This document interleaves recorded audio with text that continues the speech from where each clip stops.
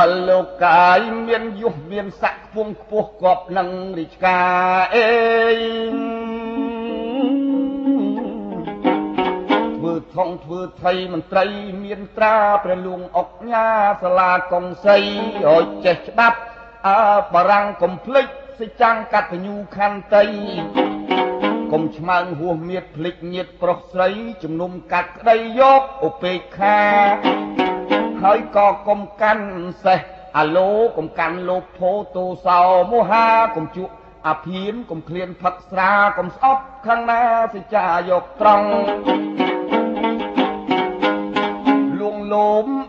ពិសោធកុំឆោបញ្ឆោតបញ្ឈឺឲ្យបង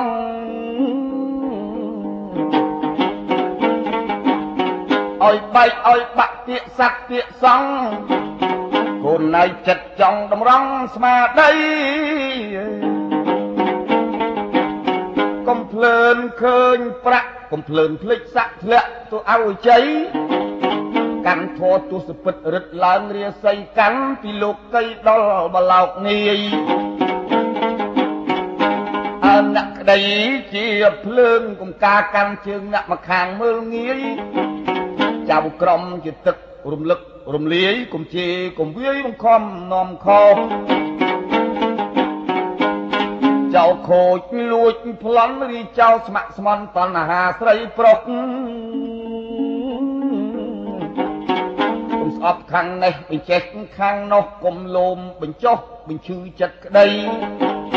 ហើយកុំដុតឲ្យក្តៅបើឃើញគ្នាខ្លៅបញ្ញាគ្នាខ្លីកុំឃ្លានប្រាក់ប្រុសបញ្ចុះខាងស្រីបកាន់ច្បាប់ថ្មីកុំចោលច្បាប់ចាស់កុំដៀលអ្នកស្រែតកូលយើងខ្មែរកុំប្រែកលាំងកលេចឃើញគុណតន់ខ្លួនសំពះកុំធ្វើអ្នកណាស់កុំថ្មាស់អ្នកក្រកុំភ្លើនភ្លេចគុណគូលេខនុពន្ធគ្រូសូត្រអសរ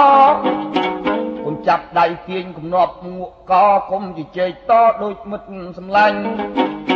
រារត់ចូលជ្រោកកុំថាគ្នាថោកកុំឯងអញពាកពុំពីរោះគេកើតមួខ្នាញ់គេដៀលផ្ចាល់ចាញ់អន្តរាយគេឈ្មោះហើយកុំឆ្មើកអាងបំសដីឲ្យទុនពលពាកពីរោះអេ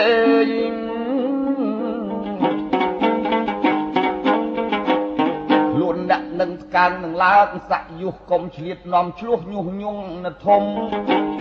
ហើយកុំស្អប់អ្នកតូចបើឃើញគ្នាខូចគួចគិតប្រមុំទោះគ្នាតិចតួចកុំផ្ដួចជាធំផ្សែងពូតជាដុំកុំផ្លុំជាភ្លើង